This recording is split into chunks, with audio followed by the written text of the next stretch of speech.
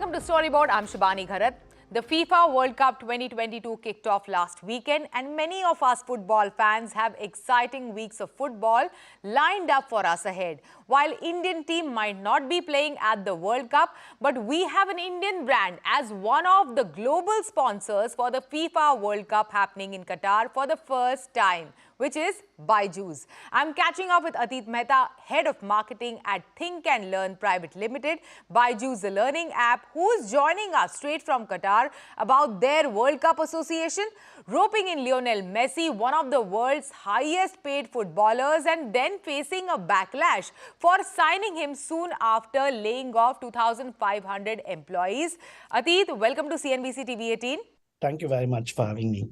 Atit, first up, how is it in Doha? What does it feel like watching the World Cup live? No, it's quite an carnivalish type of a feeling. The entire city has been lit up. One should drive around post 5:36, post sunset, and you will feel like every part of the city is lit up. Every part of the city has that excitement of the FIFA World Cup. Overall, good. Only thing is that the stadiums are a bit far off. So one needs to plan properly in terms of time taken to reach the stadium. But once you go over there, all the effort one has taken to reach there is minimized, and it's a feeling which money can't buy. To see the logo, the brand logo on the ground, how does it feel as the brand custodian of Byjus? I remember the first match which I attended, I was not watching the match. I was only looking out that wherein the brand is coming, recording every piece of it, recording from every angle. So see, as marketeers and as business people, you will always look out for your brand, and over here the brand is there. So the feeling is good. A lot of people have reached out. A lot of people have spoken to us in terms of that we saw you on television. So yeah, the effort which has gone in over the last 6-7 months is finally coming to light. And then, Atit, earlier you also roped in Messi, Byjus' first World Cup and Messi's last. Tell us about your strategy and thought behind roping in Messi. How did that happen and what will he bring to the table? The primary reason for us to sign up with FIFA was markets outside India. We have a reasonable operations and businesses going in LATAM, especially Mexico, Argentina, and some of the other countries in LATAM, where football is the biggest thing.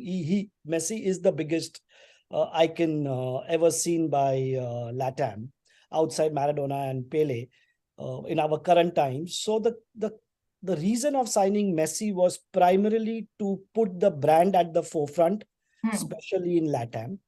Yeah. We signed him in start of the financial year in March, April, while we announced it right now, just before the World Cup, as we finished our communication and shoot and everything else. So the larger reason of having somebody like Messi on board is for our international markets. And the advertising campaign which we created is already getting played out in those markets. We are seeing initial traction where people are at least discovering the brand. People are relating to the brand. You have Messi as a brand ambassador. You have on-ground branding happening during the FIFA World Cup. So if you just add up all these things, you are now creating a sort of a presence in the consumer's mind. And that was the objective. So far, so good. And it's growing every day. Okay, so Byjus also faced backlash for signing in Messi, one of the world's highest paid footballers, as a brand ambassador soon after laying off 2,500 of your employees. What do you have to say on that? And do you feel this whole announcement was ill-timed? It was just a coincidence that we went into some amount of right sizing. And the Messi announcement came, but it was not something one had planned for. These are two independent pieces, while Messi, as I said, was primarily signed for international markets. The spillover in India is humongous, and that's good for all of us, while the right sizing exercise was primarily for India. Okay, do you see the impact of this backlash on the objective that you set out to achieve by roping in Messi in the first place? No, so there was enough and more chatter on social media platform. But yeah, so see, people who understand the strategic reasons why we do what we do, all of us, what we do, understands the larger piece. there are some section of the social media who started talking about that these guys have gone and signed Messi, and on the same side they are right sizing X amount of people. But at an overall level, no major impact. It's unfortunate that we had to go through this exercise because of all the reasons we know of. But these are independent initiatives.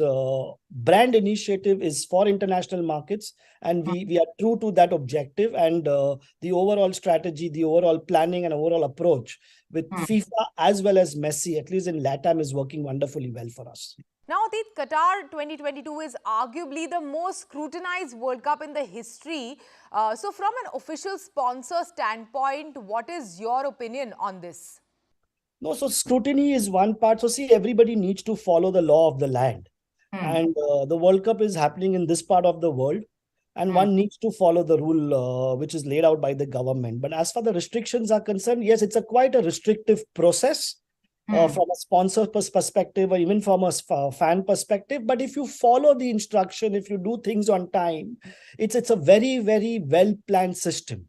You will not face any issues, any problems. But if one ends up doing any sponsor-based activity 4 days before the start of the World Cup, it will not be possible. And then you must have also met other sponsors. What do they feel, especially about the restrictions and stuff? And what happened with Budweiser? What are they saying? Yeah, so I haven't met the Budweiser guys, but yeah, all the other sponsors, whether it's Visa, whether it is Coke, whether it is Hyundai, Kia, all of them are pretty happy.